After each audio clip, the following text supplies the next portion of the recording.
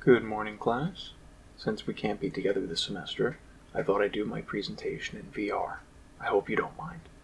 To be honest with you, it's not that much different, except I can't see my hands, or my legs, or any of me. Well, that makes this worthless. So, VR, virtual reality. If you're familiar, it's most likely from its commercial use in video games, Oculus Rift and its non-stop commercials. You might have had a VR experience, or seen a VR attraction at a museum, at an arcade, or down by the boardwalk. So it is VR. What's its history, and where's it going? Virtual reality is a term given to the concept of experiencing a simulated environment different from the real world, typically through means of an external headset. While the concept of experiencing a world different than our own has been around for centuries, the first VR headset is thought to be the Sword of Damocles, created in the mid-1960s. While its graphics were primitive for us, the headset was quite advanced for its time.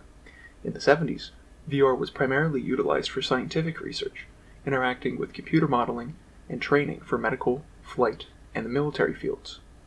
The term virtual reality itself wasn't popularized until the 80s, when it saw use by Jaron Lanier, a modern pioneer of the field and inventor of many VR devices, including the Data Glove. This was later licensed to toy company Mattel, which then created the Power Glove. VR's application to video gaming, such as with the Power Glove, is how VR gained recognition and commercial popularity with the general public. By the 90s, standalone VR attractions popped up around the world. VR headsets from various game companies started making their way into households. The most talked about today is Nintendo's Virtual Boy, which was not even a wearable headset.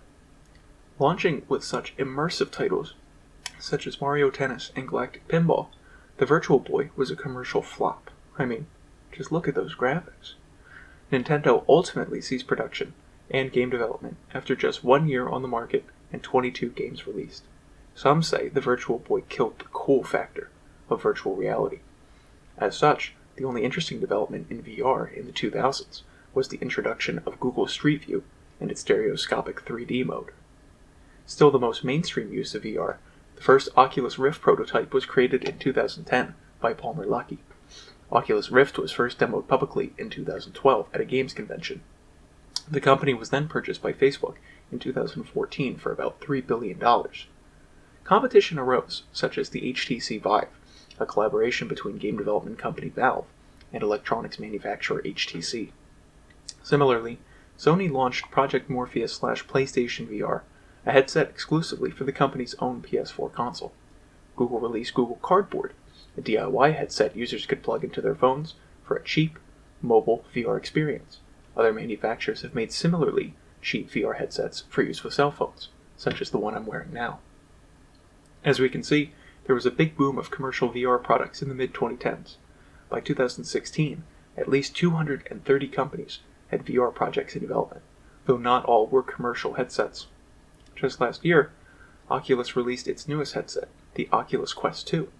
This headset addressed many of the issues more casual people had with prior VR technology, such as its high price point and how complicated setting up a space for VR was. Notably, the base model Quest retails for only $300, requires no wires or lightbox setup, and can be used independently of a PC. The Quest released just in time for Rona season. As you can imagine, there's been an even bigger demand than normal over the past year to escape from the real world. Quest's cost-effectiveness and ease of use has allowed more users to explore virtual reality. With this boom in VR sales, it is projected that by 2027, the global VR market will grow to $62.1 billion. For reference, the entire video game industry grossed just under $180 billion last year. There are, of course, applications of VR beyond video games.